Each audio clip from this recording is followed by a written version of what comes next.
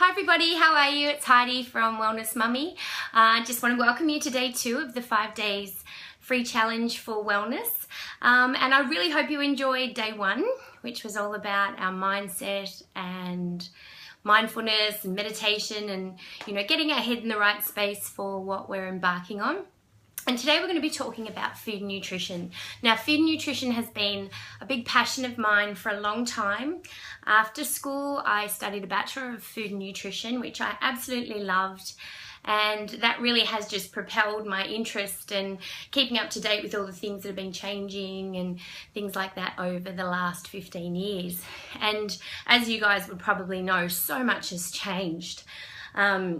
It used to be you should eat margarine and not butter because butter will give you heart disease. And, now they say don't eat margarine because it can give you, Alzheimer's and all different kinds of things due to the chemicals, etc. So, so much has changed. And what I've found by speaking to a lot of people and people that I've worked with is that people are confused about, what they should eat and how much of it to eat and all of that kind of stuff. So I really wanted to focus on that today because I think that that's a big step towards wellness and getting our bodies well.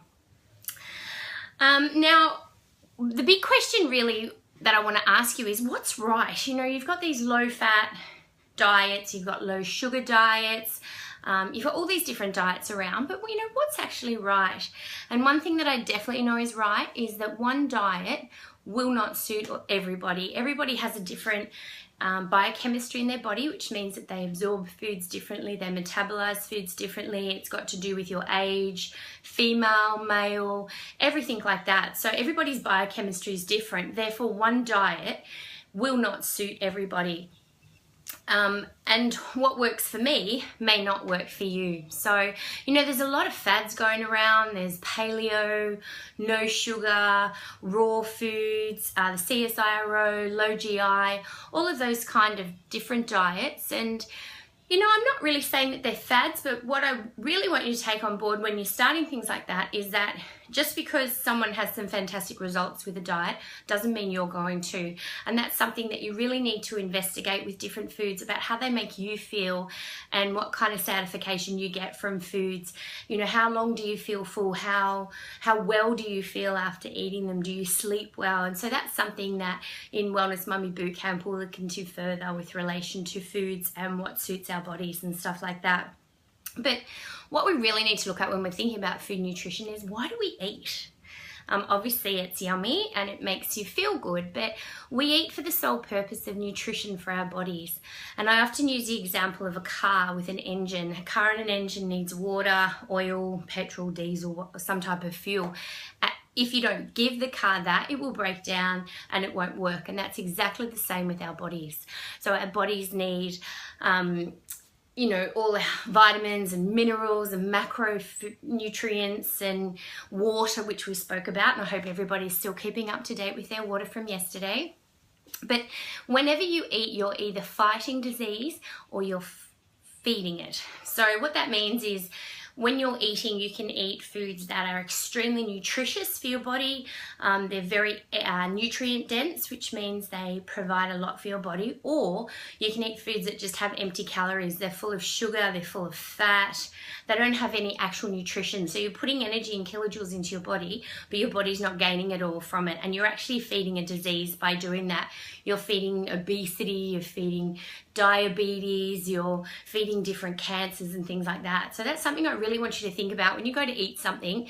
Look at the food and think, is this food actually going to feed my body or is it going to feed a disease? Because that's really what nutrition comes down to, and it really is as simple as that. So that's something that I really do want you to think about. Now, I believe in whole foods.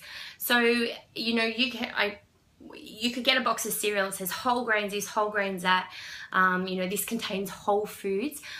If it's in a box, it's processed. If it comes from a factory, it's processed. It's not a whole food. Some part of that food has been processed and broken down. Now, when you eat a whole food, that whole food contains all of the enzymes, all of the nutrients to help support absorption of different vitamins and different. So for an example, I'll give you an example of that. So vitamin C helps your body absorb iron. So if you were to have a let's say a big bowl of spinach, which is very high in iron, okay, because it's a dark green leafy vegetable, and you were to have some type of citrus or some type of food that's high in vitamin C, what happens is that iron in the spinach becomes more bioavailable, which means your body can break it down and absorb it easier than not. So a whole food generally has everything you need in that food to absorb those foods. I hope that makes sense. We can definitely go further into that, but I'm just trying to keep it basic for today. So I believe in whole foods. You know, there's been a lot of studies done, and Whole Foods also is looking at, I'm sure you've heard about clean eating. Whole Foods is about, it's essentially that's clean eating. So it's free from preservatives, it's free from additives, it's free from colors and all of that.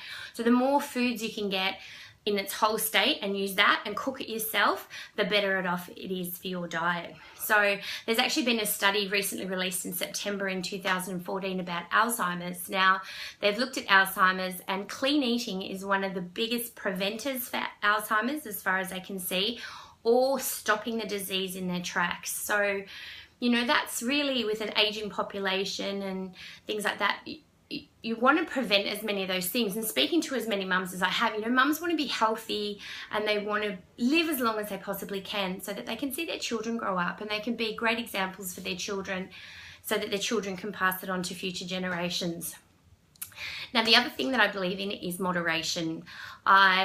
With whole food eating and that, we're mums, we've got kids. Now, kids are going to go to birthday parties and you're going to be out and about, and you know, there's an 80-20 rule, and I'm sure you would have heard of that as well. But the 80-20 rule is, you know, 80% of the time you do your absolute best to make sure that you are feeding your body with as much goodness and nutrition as you can. And 20% of the time there are going to be times where, not that you'll fall off the wagon, but you won't have those options available. Now, kids are going to go to parties. That's fine. Let them be a child. Let them go to the party and eat foods. And I found that with my children that, you know, if they go to parties and they eat a whole lot of crap and stuff like that, they don't feel so good. Their behavior's not so good, I can tell you that.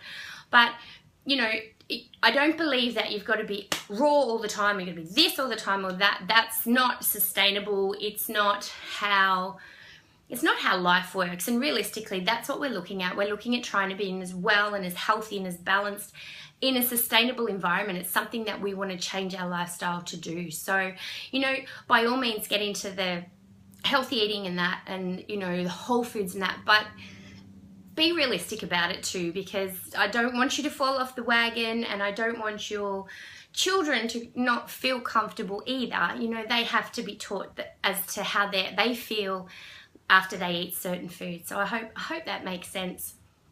One thing that I really ask you to do is to read labels.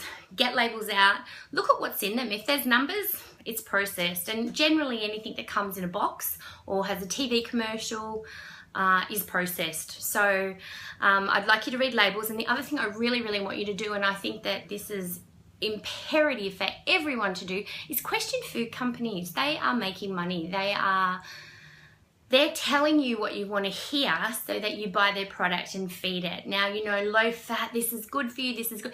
It's extremely high in sugar. They need to pad out foods so that the foods still make you feel full, and they've still got a good consistency in the food, but they're high in sugar. So, you know, they found, I think it was early 90s when the low-fat food industry really boomed, obesity boomed as well.